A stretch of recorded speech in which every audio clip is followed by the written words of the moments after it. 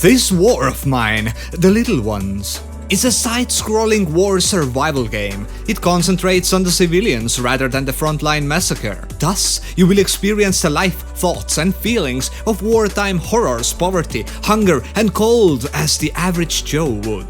The Little Ones is a DLC and requires the main game, but the console version appears to have the full experience. You play as a small group of people who have habited a house.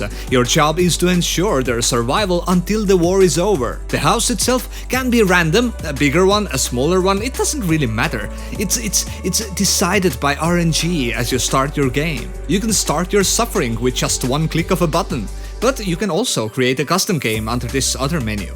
I would recommend you to do a custom game, just to ease yourself into this type of game. It does look similar to a mobile game, Fallout Shelter, and it shares a few elements with it, but it's still a totally different game overall. Besides, this war of mine is a predecessor to Fallout Shelter, considering that it was released in 2014 instead of Fallout that came out 2015. Some people might be put offish by the user interface, or well, you know, the overall looks of it. But don't, it really makes up for it with the gameplay. So as mentioned, you play as a group of people.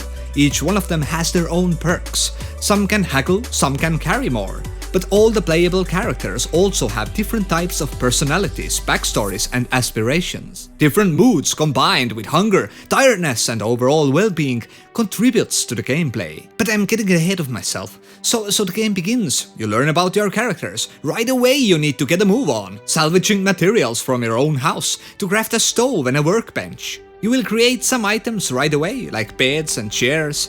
And you know, to properly rest. And stove, of course, for cooking. Or sitting on, whatever is your poison. You can switch between the characters with ease to divide different tasks. You can and you need to craft tools like lockpicks to gain access to some locked wardrobes and lockers, or shovels to swiftly clear the rubble to make way to other rooms. Later on, the tool menu will expand as you upgrade your workstations. You continuously learn about your characters and explore around the house.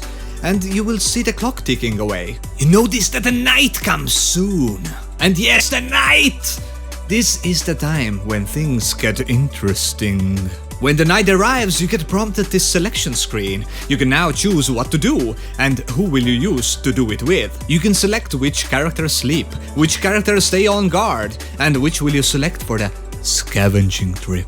Yes, for that you can only select one, preferably the one with the most backpack space. But also you need someone to stay on guard, because at night someone might come and loot your house. You never know what might happen. But this only happens at night, so at least know that. But you know, if a person has worked all day or all night, he or she might be tired.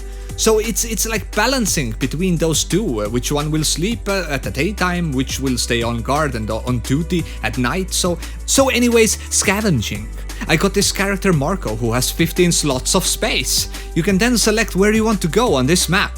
If you hover over them, you will see what kind of resources are available there and how difficult might the raid be itself. Some places have no one to worry about. Some of them may only have a pair of old people living there, which might make you question if you really want to loot all their medication and food. Remember, your actions might play with the emotions of your characters. Some places are well guarded with people who have guns. Some might shoot you, some might give you mercy if you lower your shovel. There even might be misunderstanding of situations, where you might think one thing but actually it's something else or something different. But you already killed a bunch of people with your axe for no reason. You can raid once per night, using only 15 spaces in your bag. You need to think what to pick and what to leave behind. And also, you sometimes need to pack some tools with you to gain access to locked places in those areas. But there is no way to be sure what you need unless you have replayed this game 100 times. Once you head back, the morning arrives and you will get the information about what happened last night. Did you get raided or was the night calm? I almost said did you get raped, but you know, YouTube doesn't like that. If something was stolen, then what, how much, and what injuries your people suffered. You can patch them up, all your characters, rest and sleep and, you know, do all that. You can check your loot and craft new items. Also, random events will occur, like neighbors asking for your help, giving you resources, or offering a trade. Sometimes you can send one of your characters to a mission that might earn you extra supplies or get you killed. Once your house is nicely and neatly set up, other people will come. Yeah, they will just come or just want a piece of your food or they might accuse you of stealing, or they would just want a place to stay. Thus, you need to consider, is this extra mouth to feed worth their traits? Well, that is your choice. I mean, this game has some serious depth. Not only will you be always on your toes as you raid, like there are also snipers all over the place who might kill you or injure you very badly. So you might get sick also, because winter is coming. Winter is coming. Winter is coming. Winter is coming. And winter is coming! a hefty supply of wood and ovens are needed, medication and stuff, You need everything. You can also grow stuff. You can melt the snow, and you can brew moonshine with your own distillery. You can craft armor and weapons to protect yourself. This goes on until about 40 days. This is when usually the war ends and you win the game. Try not to lose anyone, but on harder difficulty, well, this might be quite a challenge. But I discovered a trick. Well, I'm not sure I discovered it, but I discovered it also. If your character dies, which he or she most definitely will, because you don't know what to expect when you raid, then you can quickly close the game. I mean, quickly, as fast as you can. And then you load. And you know what?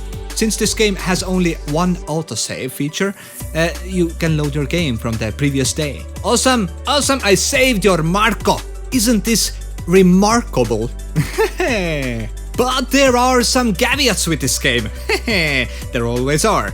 Like getting used to the controls was stupid. Like you move in 2D environment, which by the way is photorealistic in some cases, especially when the character models are considered. You can move a bit forwards and back, and this is where the trouble comes in. So you want to use the stairs. So you automatically move up, which should get you to the stairs to move down. But no, moving down goes down, which makes sense. But getting your mind to work that moving down means moving up to move down was a bit challenging in the first hour of the game. Also, you can craft an axe to chop people or things in your house. You can basically tear items down for firewood. But it also uses the same button to use the item.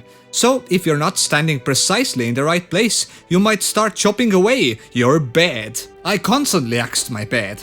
It's a miracle that after 20 blows it still looked nice. I also wish that there was a way to upgrade your backpack space. Or, if you manage to survive for 40 days, then you would gain one space for one of your characters.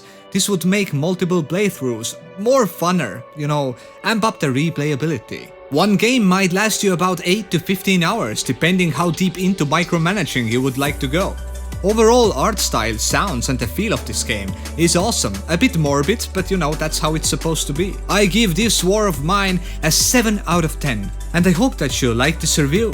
If you did, hit that like, smash that bell, and if you dare, subscribe as well.